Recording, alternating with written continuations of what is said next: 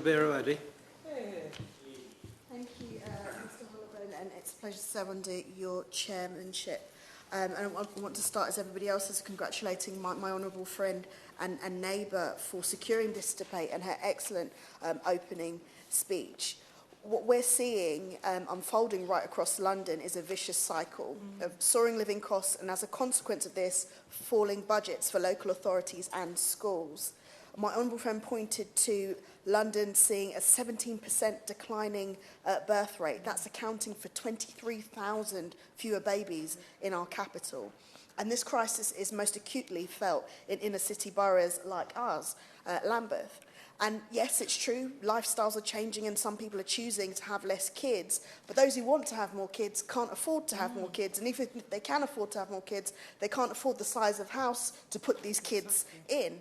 And you know, since 2001, our borough has now seen a 10% drop in households with at least one school-aged child.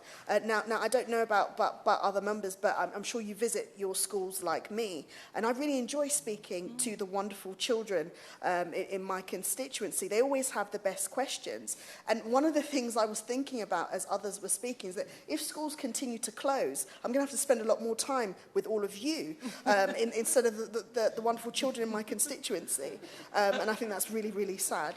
Because they really are the best of us and actually show us why it is that we continue to do the work that we do here. Now, since schools mainly receive cash per pupil, empty desks means debts, and debts leave schools and local authorities with little choice in practice, given wider budget constraints. Teachers and staff end up losing their jobs, their families are then affected, a vicious cycle. And after a decade of austerity, there's nothing left to cut. And that's why we faced the closure of 2 of our 19 Lambeth state-funded schools, St Martin's in the Fields High School for girls in Dulwich and West Norwood, and Archbishop Tennyson's in my honourable friend's constituency of Vauxhall. Now, like my honourable friend, this is personal for me because it is in Lambeth, but also my brother went to Archbishop Tennyson's and my sister went to St Martin's in the Fields, and I spent a lot of time there. My mum was always very insistent that we always went to everyone's school events, and as the youngest, I can say that I certainly enjoyed going to theirs more than they enjoyed coming to mine. But we spent a lot of time in those schools. And they were actually lucky, I believe, to get a place in Lambeth at the time, being older than me, because we had a serious shortage at some point in time in Lambeth with secondary school places. And a lot of the kids in our borough were going out of borough to have to go to school.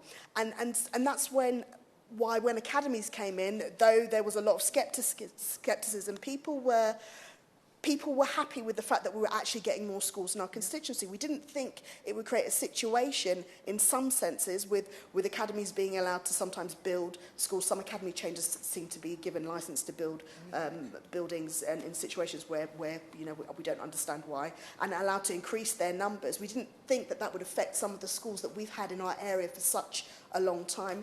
When we hear about schools closing usually, or when we have heard about schools closing usually in Lambeth, it's because they're bad schools, and these 2 schools are not bad. They've been the finest in our area for a very, very long time.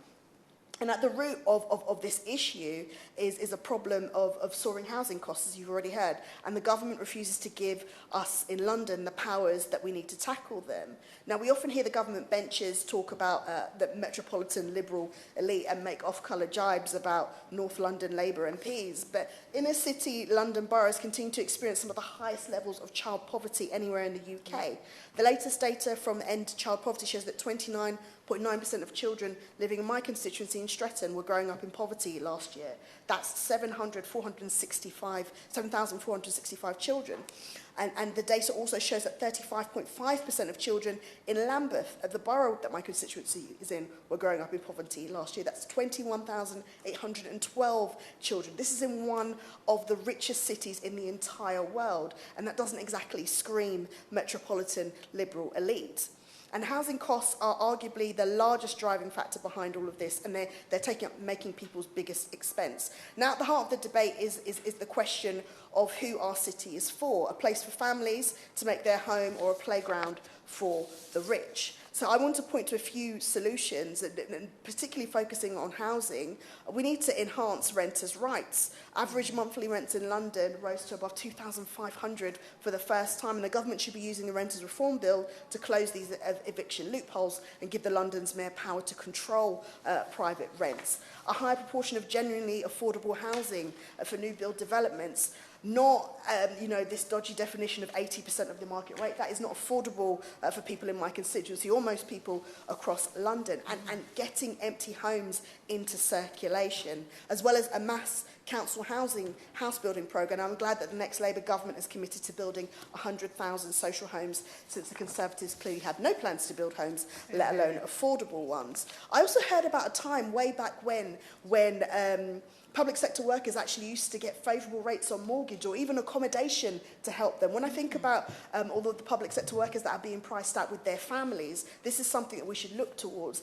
Absolutely, they should be paid more, but given what they're doing, we need to keep them in London, and they're all being pushed right out. We need school funding levels to increase and to keep in place with inflation. We need to give local authorities responsibility for in-year admissions, as has already been set out in the schools white paper, and the power to direct all schools to accept local children on their roll, and give them the power to manage the academy's reduction of PAN or closure. I think that's really important as well.